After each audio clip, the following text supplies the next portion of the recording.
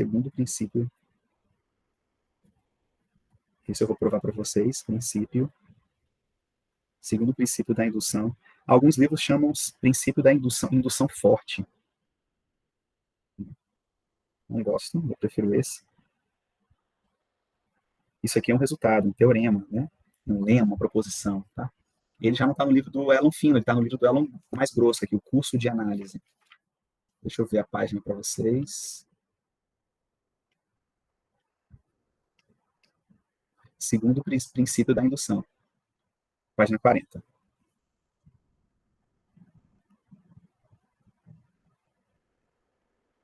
Curso de análise.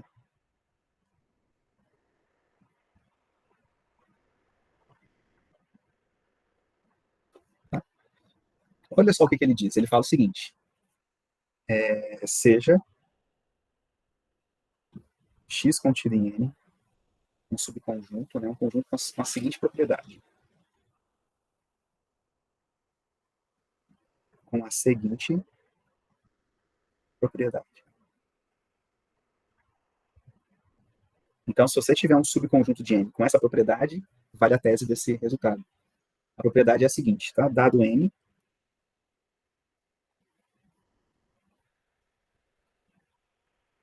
N pertencente aos naturais, se X contém todos os números naturais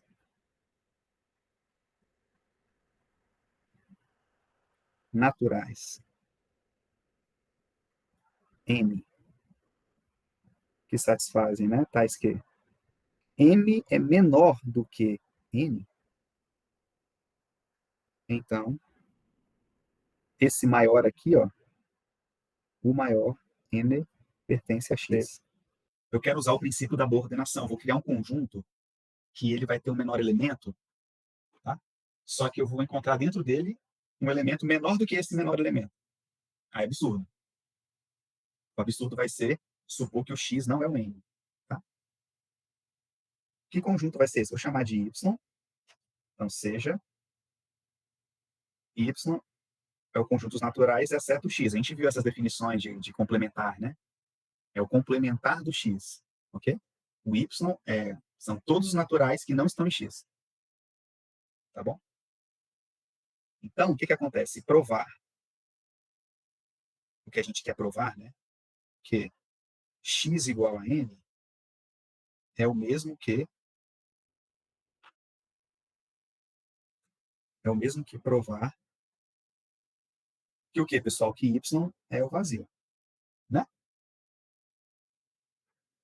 Se eu provo que Y é vazio, é porque eu não tirei nada. Aliás, eu tirei tudo do N para o Y dar vazio. Complementar de X é vazio é porque X é o todo, é o universo, né? Que aqui no caso é o conjunto dos números naturais. Então, sei somente C. Se o Y for vazio, é porque o X é o todo. Se o X for o todo, é porque o Y é vazio. Então, eu vou me preocupar agora em provar que Y é vazio. Então, suponha por contradição de novo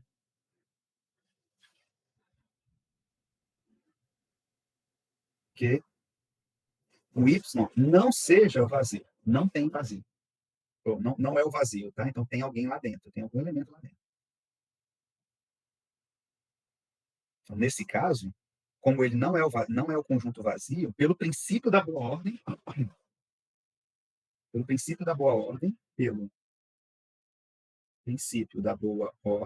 como ele não é vazio, tá certo?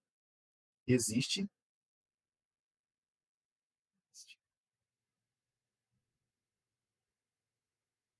Deixa eu ver aqui em cima uma coisa que eu escrevi. Peraí. Não, tá certo. Existe P pertencente a Y, não é isso? O menor elemento de Y. Concorda? Como o Y é um conjunto diferente do vazio, o princípio da boa ordem fala, da boa ordenação. Todo subconjunto não vazio tem seu menor elemento. Como o Y é não vazio, pelo princípio da boa ordenação, existe esse menor elemento. Eu chamei ele de P, lá dentro de Y, ok? Dentro de Y. Pronto, exatamente. Agora, se pega todos os elementos M que são menores do que P.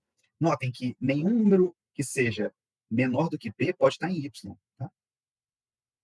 Por que não pode estar em Y? Porque P é o menor elemento. Como é que um número menor do que P vai estar em Y? Né? Se é menor que P, então M não pode pertencer a Y. Tá? Não pode pertencer a Y. Vocês concordam com isso? Pois P é o menor elemento de Y. Estou usando agora a minimalidade do número P, do elemento P. De todos lá dentro de Y, o P é o menor. Então, qualquer cara que você pegar que seja menor do que P, não pode estar em Y, tem que estar fora dele. Ora, mas fora de Y implica que pertence a X. Tá? Porque Y e X são complementares em N. Então, se não está em um, está no outro. Como não está em Y, então tem que estar em X. Olha só que legal. Então, todos esses caras aqui que são menores do que P estão em X. Isso que eu acabei de garantir. Só que qual é a propriedade crucial de X, que ele destaca no enunciado? É que quando isso ocorre, você tem que, pela propriedade de X,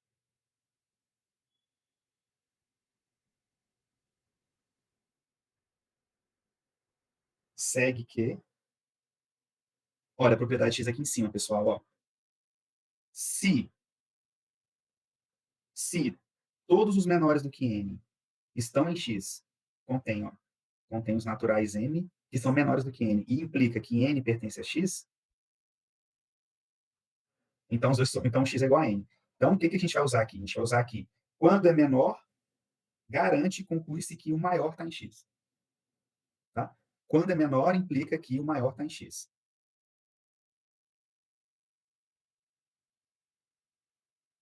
Ou seja, todo mundo que está aqui, que é menor, que está aqui em X, a gente tem que garantir que o P pertence. Isso já garante que o P pertence a X. Tudo bem? Conseguiram entender, pessoal? Não sei se ficou um pouco confuso. Tá? Estou usando agora a propriedade de X, de fato. Né? Qual é a propriedade de X? É que, quando isso ocorre, quando os caras que são menores do que um elemento P pertencem a X, a propriedade de X implica que esse maior está em X. É isso que fala. E eu pega qualquer elemento menor do que P. Pegou qualquer elemento menor do que P? Você garante que todos os menores do que P estão em X. Propriedade de X. Então, o maior elemento P está em X. É isso que a gente conclui aqui. Então, esse cara está em X. Mas isso não é um absurdo? O que é um absurdo? Uma vez que P pertence a Y e P pertence a X. Não tem como, tá? Esse P pertence a Y e não pertence a X. Como é que pode pertencer a X? Esse é o princípio o segundo princípio da indução.